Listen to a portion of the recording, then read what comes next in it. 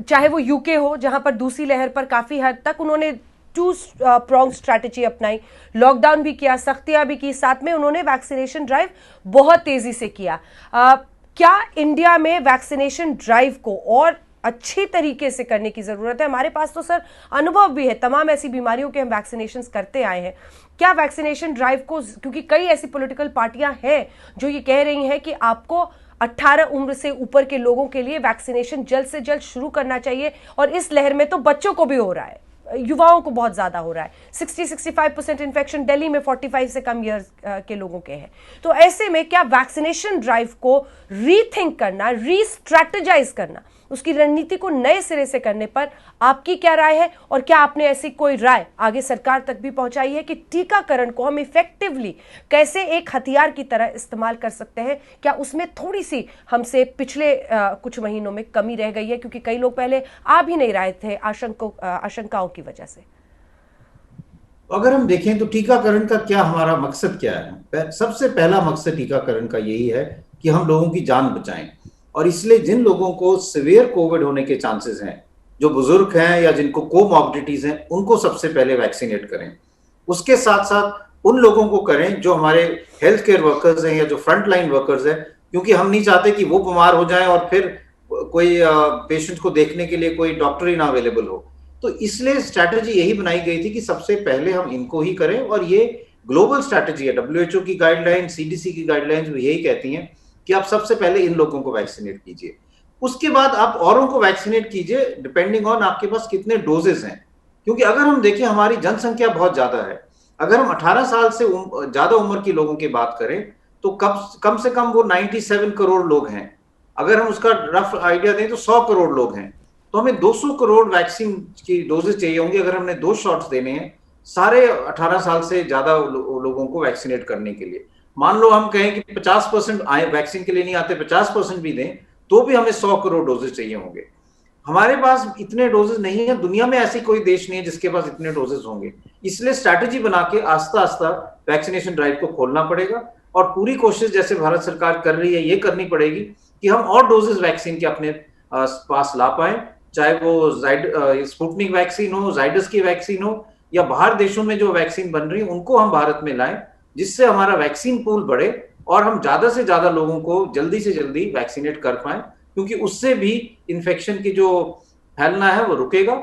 लेकिन उसके साथ साथ जैसे आपने कहा 2 pronged स्ट्रैटेजी, कि हमें पूरी और स्ट्रैटेजी बनानी है कि कोविड को हम आगे ना बढ़ने दें, क्राउड्स को रोकें, कोविड अप्रोप्रिएट बिहेवियर को एग्रेसिवली फॉलो करें, कंटेनमेंट जोन्स बनाएं, और टेस्टिंग, ट्रैकिंग, ट्रीटिंग और आइसोलेशन को पूरी तरह से करें। क्योंकि अगर हमारे केसेस नहीं बढ़े, कम होंगे, तो हॉस्पिटल्स के लिए बहुत ज्यादा मुश्किल हो जाएगी।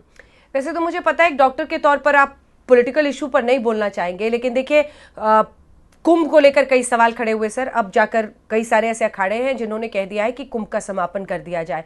चुनाव प्रचार अगर हम देखें तो पश्चिम बंगाल में हो रहा है इतना ज्यादा। बतौर डॉक्टर आपको नहीं लगता है कि ये सब रुकना चाहिए? Any kind of public gathering, उन सब पर रोक लगाने का वक्त आ गया है, क्योंकि अगर हमें कंप्लीट लॉकडाउन का सामना करना पड़ेगा तो फिर वही क्राइसिस झेलेंगे, वही इकोनॉमिक क्राइसिस झेलेंगे, वही हमने मजदूरों का पलायन, मानवीय संकट देखा था। तो इन सब से बचना है तो पब्लिक गैदरिंग्स रोकना बहुत जरूरी है। डॉक्टर गुलेरिया। बिल्कुल, मैं ये आपकी बात से सहमत हूं कि हमें पब्लिक गैदरिंग्स, क्राउड्स को जितना हम रोक पाए वो रोकें, और जहां पे हैं तो वहां पे Covid appropriate behaviour, physical distancing, 2 गज की दूरी, मास्क लगाना, ये सब बहुत जरूरी है। क्योंकि कोई भी ऐसा क्राउडेड गैदरिंग है वो एक सुपर स्प्रेडिंग इवेंट बन सकता है। वहां पे अगर एक व्यक्ति भी हो जिसको कोविड हो तो वो उस माहौल में वायरस सब लोगों में फैला सकता है, और उसके कारण बहुत ज्यादा केसेस बढ़ सकते हैं। इसलिए चाहे वो कोई पार्टी हो, चाहे कोई फंक्शन हो, या और कोई गैदरिंग हो, उसमें हमको उसमें कोविड अप्रोप्रिएट बिहेवियर लगाना बहुत जरूरी है, और उसको जितना हम कम कर पाए वो ही बेहतर रहेगा। इसके साथ साथ मैं ये कहूंगा कि हर एक नागरिक की अपनी रिस्पॉन्सिबिलिटी है कि ऐसे जो फंक्शंस हैं उसमें वो अपनी रिस्पॉन्सिबिलिटी समझे, ऐसे फंक्शन में ना जाएं, या फिर वहां पे देखें कि सब लोग डिस्टेंस मेंटेन कर रहे हैं और जो है मास्क लगा रहे हैं, और लोगों को भी डिस्करेज करें कि ऐसी जगह ना जाएं। क्योंकि हम सबको अपनी रिस्पॉन्सिबिलिटी समझनी चाहिए। कई लोग ये सोचते हैं कि औरों को कोविड होगा और हमारे परिवार में नहीं होगा, ये गलत धारणा है। कोविड आजकल जिस तरह से फैल रहा है वो घर घर में फैल रहा है, और अगर हम इसको नहीं रोकेंगे तो हम सब के सब इस बीमारी के चपेट में आएंगे। बिल्कुल। अब वापस लौटते हैं सर, जो वायरस को लेकर कई सारे सवाल मन में है लोगों के। वैक्सीनेशन के बाद अब वायरस पर जरा आते हैं, क्योंकि इसको लेकर बड़ी कई सारी पहेलियां बन गई हैं। डबल म्यूटेंट वायरस क्या होता है सर, आप समझाएं। कई सारे ऐसे वायरस स्ट्रेन्स का जिक्र हो रहा है जो कि खासतौर पर ब्राजील जैसे मुल्कों में है, जो कि बहुत ही अग्रेसिव तरीके से मतलब लोगों को बीमार कर रहा है, जान पर उनके बना रही है। दूसरी तरफ हिंदुस्तान में क्या क्या म्यूटेशंस हुए हैं जिसकी वजह से इंसान को बहुत, ये डबल म्यूटेंट वायरस कितना इंपॉर्टेंट है? क्या यही है जो इस दूसरी लहर को इतना अग्रेसिव बना रहा है? तो अगर हम म्यूटेशन की बात करें, वायरस जो है वो, ये जो आरएनए वायरस है, कोविड एक आरएनए वायरस है, वो रेगुलरली म्यूटेट करता है। ये हम सबको पता है कि ये वायरसेस जो हैं ये म्यूटेट करते हैं आस्ता आस्ता अपना, जब वो रेप्लिकेट करते हैं, जब एक वायरस किसी व्यक्ति के शरीर में मल्टीप्लाई करता है तो उसमें जब वो रेप्लिकेट करता है, जब उसकी और कॉपीज बनती हैं, तो कभी कभी वो थोड़ा सा अलग बन के वो म्यूटेशन हो जाता है।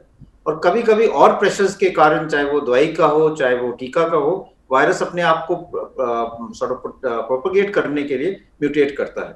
तो ये वायरस में एक उसका ये कहें कि प्रॉपर्टी है कि वो अपने आप को म्यूटेट करेगा। और हम फिर यही देखते हैं कि जो वायरस म्यूटेट करते हैं, जिनको हम वेरिएंट्स कहते हैं, वो वेरिएंट्स ऑफ इंटरेस्ट हैं या वेरिएंट्स ऑफ कंसर्न है। म्यूटेशन तो हम काफी टाइम से देख रहे हैं, लेकिन कुछ ऐसे म्यूटेशंस हैं जिसमें हमें थोड़ा सा फिक्र रहता है, क्योंकि उसमें 3-4 चीजें हो सकती हैं। एक तो ऐसा म्यूटेशन आ सकता है जो बहुत ज्यादा इन्फेक्शियस है, बहुत जल्दी फैल रहा है। जैसे हम मानते हैं कि भारत में भी कोई ऐसा ही म्यूटेशन है जो एकदम बहुत फैल रहा है, और इसलिए हमारे केसेस इतनी छोटी टाइम में इतने ज्यादा बढ़ गए हैं। दूसरा ऐसा है कि ऐसा कोई म्यूटेशन तो नहीं है जो ज्यादा विरुलेंट हो गया, बहुत सिवियर डिजीज कर रहा है जिससे हमारा डेथ रेट बढ़ जाए। और तीसरा हम ये देखते हैं कि वायरस का म्यूटेशन ऐसा तो नहीं हुआ है कि वो री इन्फेक्शन कर रहा है, या फिर वायरस जो वैक्सीन हम लगा रहे हैं उसकी एफिकेसी कम हो रही है। तो अभी हम देखें तो हमारे यहाँ पे दुनिया में 3 मेन जो वेरिएंट्स ऑफ कंसर्न है, वो यूके वेरिएंट है, साउथ अफ्रीकन वेरिएंट है और ब्राजीलियन वेरिएंट है। डबल म्यूटेंट जो इंडिया में रिपोर्ट हुआ है, वो 2 म्यूटेशंस का एक मिक्सिंग होने के कारण एक नया वायरस का म्यूटेंट बना है, और उस पर स्टडी की जा रही है कि इसके कारण ज्यादा ये फैल तो नहीं रहा है, और ये इसकी वैक्सीन की एफिकेसी इससे कम तो नहीं हो रही।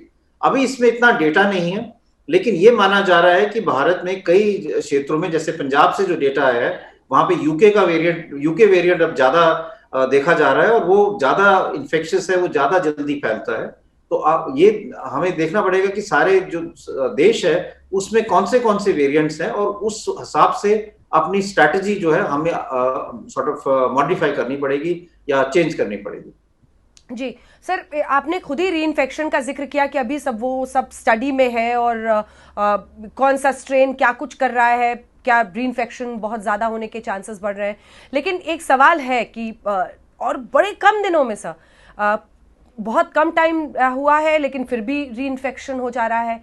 क्या ये भी उसी म्यूटेशन की वजह से आप देखते हैं? क्या समझ में आ रहा है री इन्फेक्शन की वजह क्या समझ में आती है आपको? ये एक बहुत अहम सवाल है कि री इन्फेक्शन क्यों हो रहा है।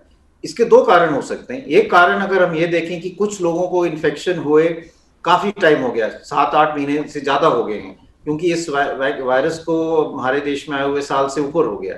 तो क्या ये हो सकता है कि उन लोगों की इम्यूनिटी आस्ता आस्ता कम हो गई और अब उनको इन्फेक्शन के चांसेस बढ़ गए हैं, कि जो हमारे शरीर में इम्यूनिटी बनती है वो कुछ महीने या 8-9 महीने ही रहती है।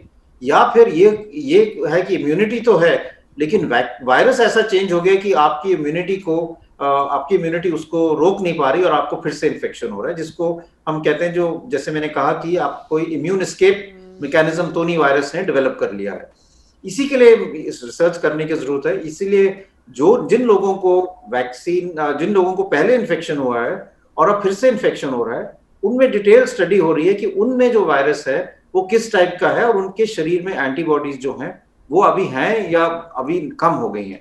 तो ये अभी रिसर्च चल रही है, क्योंकि ये बहुत इंपॉर्टेंट और अहम सवाल है कि अब जो लोगों को पहले इन्फेक्शन हुआ था उससे अब प्रोटेक्शन मिल रहा है या नहीं मिल रहा है, और उसके लिए फिर आगे के लिए क्या करना चाहिए।